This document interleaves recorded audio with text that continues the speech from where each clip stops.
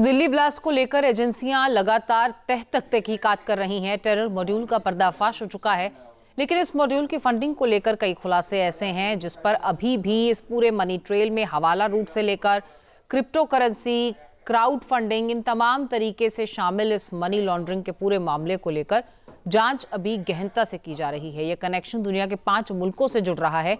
एक एक तफसील आप इस रिपोर्ट से समझिए।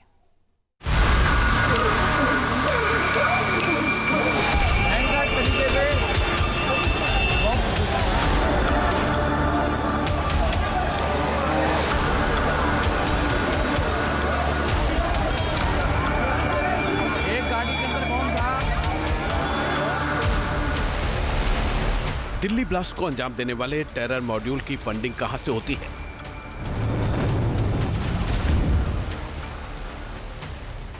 बेगुनाहों की जिंदगी से खेलने वाले इस मॉड्यूल को किस तरह जिंदा रखा गया?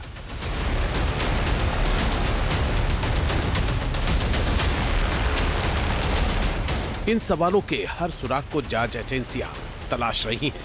इतना तो जाहिर हो चुका है कि टेरर मॉड्यूल का कनेक्शन सिर्फ देश के अंदर मौजूद गद्दारों से नहीं था, बल्कि दुनिया के दूसरे मुल्कों में भी इन आतंकियों के हमराज छिपे पड़े हैं, जिनका मकसद सिर्फ और सिर्फ भारत को अस्थिर करना है।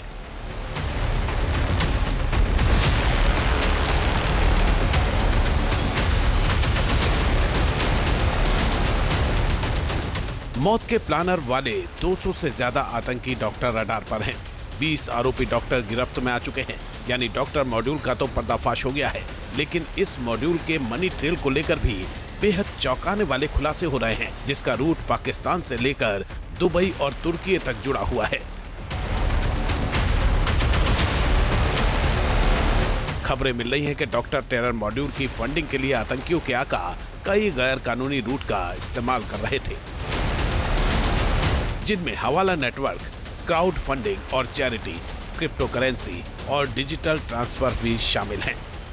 दिल्ली ब्लास्ट मामले में जांच एजेंसियों को लगातार नए सुराग मिल रहे हैं और इसी बीच ये सामने आ रहा है कि हवाला के जरिए पैसे का लेन देन किया गया। इस पूरे मामले में पाकिस्तान में स्थित जैश ए मोहम्मद की तरफ से 20 लाख रुपए हवाला के जरिए डॉक्टर मुजम्मिल, डॉक्टर शाहीन और डॉक्टर उमर को दिए गए और इसी के जरिए 3 लाख रुपए का उर्वरक खरीदा गया, जिस उर्वरक यानी कि एनपीके के जरिए जो है ये ब्लास्ट को अंजाम दिया गया। अब जांच एजेंसियां तमाम एंगल से जांच कर रही हैं कि किस तरीके से वित्तीय सहायता इनको दी गई, किस तरीके से पैसों का लेन देन किया गया, चाहे इसमें क्रिप्टो करेंसी में पैसे दिए गए, नगद का भी सहारा लिया गया है और क्या इसमें हवाला के जरिए कितना पैसा जो है इन तमाम डॉक्टरों को पहुंचाया गया और इस मॉड्यूल को किस तरीके से एक्टिवेट किया। अब जांच एजेंसियां इस एंगल से भी लगातार जांच करती हुई नजर आ रही हैं। दरअसल पाकिस्तान और तुर्की तक कनेक्शन होने से इस मॉड्यूल के लिए हवाला रूट बेहद आसान था। ऐसी रिपोर्ट है कि जैश ए मोहम्मद के हैंडलर्स ने हवाला नेटवर्क के जरिए 20 लाख रुपए फरीदाबाद मॉड्यूल के आरोपियों तक पहुंचाए थे।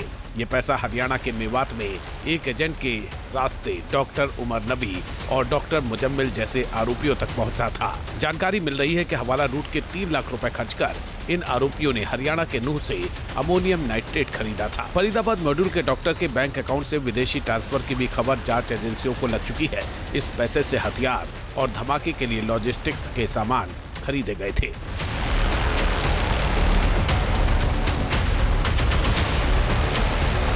साजिशों को जमीन पर उतारने के लिए आतंकियों को पैसे की जरूरत थी और इसके लिए हर एक तरीका अख्तियार किया गया था। आतंकियों ने मजहबी इमोशनल कार्ड भी खेलने की कोशिश की और अपने लिए क्राउड फंडिंग के साथ ही डोनेशन से भी पैसे जुटाने की कोशिश की। आरोपी डॉक्टर मुजम्मिल और डॉक्टर उमर ने टेलीग्राम ग्रुप बनाया था, जिसके जरिए चैरिटी का दावा कर 30 लाख रुपए हासिल किए थे। रेडिकलाइजेशन और चरमपंथी विचारधारा को बढ़ाने के लिए क्राउड फंडिंग के इस पैसे का इस्तेमाल किया गया था। दिल्ली ब्लास्ट में मारा गया सुसाइड बॉम्बर डॉक्टर उमर इस चैरिटी फंडिंग का ट्रेजरर था। उसे 20 लाख रुपए सौंपे गए थे। आरोपियों के टेलीग्राम ग्रुप में जैश के हैंडलर के भी लिंक थे। डॉक्टर शाहीन को जैश के हैंडलर से ही डायरेक्ट फंडिंग हुई थी, जिसका मकसद सहारनपुर और हापुड़ में जैश की महिला विंग के लिए रिक्रूटमेंट सेंटर बनाना था। आतंकियों की फंडिंग का सबसे बड़ा और मेन सोर्स पाकिस्तान था। ये पैसे क्रिप्टो करेंसी के जरिए लूट किए गए थे। 3 साल पहले मार्च 2022 में मुजम्मिल और उमर तुर्की गए थे। दोनों की मुलाकात जैश के हैंडलर उकासा से हुई थी। उकासा ने एनक्रिप्टेड ऐप पर कई निर्देश दिए थे। विदेश से फंडिंग डॉक्टर शाहीन के अकाउंट में आई थी। माना जा रहा है कि इस रूट से आतंकियों को 20 से 30 लाख रुपए मिले थे।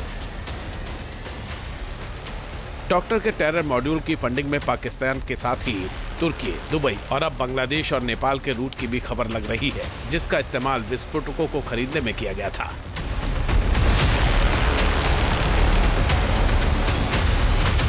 लाल किला के सामने हुए ब्लास्ट ने पूरे देश को इस पूरे मामले में लगातार एनआईए समेत तमाम जांच एजेंसियां जो हैं वो जांच कर रही हैं और इसमें हर दिन एक नया सुराग मिलते हुए नजर आ रहा है और नई लीड जो है वो मिलते हुए नजर आ रही है। इसी बीच ये भी सामने आया है कि मुजम्मिल और उमर ये दोनों ही तुर्की भी गए थे इस साल और इसी तरीके से तुर्की का भी कनेक्शन इस पूरे मामले में देखने को मिल रहा है। और सूत्रों की माने तो तुर्की में ही मेन हैंडलर था जो इस जगह से सारे मामले को कंट्रोल कर रहा था। उकासा कोड नेम जो है वो बताया जा रहा है और इस तरीके से अगर हम बात करें तो इसमें अब तुर्की का नाम भी सामने आया है। लगातार जांच एजेंसियां जो हैं हर एंगल से जांच कर रही हैं, जिसमें अब नया सुराग जो है वो सामने आ रहा है और इस पूरे मामले को लेकर अब जांच की दिशा जो है वो भी बदलती हुई नजर आ रही है।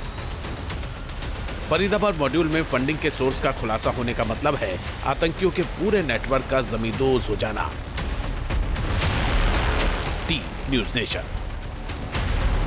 जहां भक्ति है हर शब्द में, कथाओं में छिपे हैं दिव्य रहस्य और ज्योतिष देता है जीवन को दिशा। धर्म से जुड़ी हर बातों को जानने के लिए हमारे चैनल स्तुति को सब्सक्राइब करें।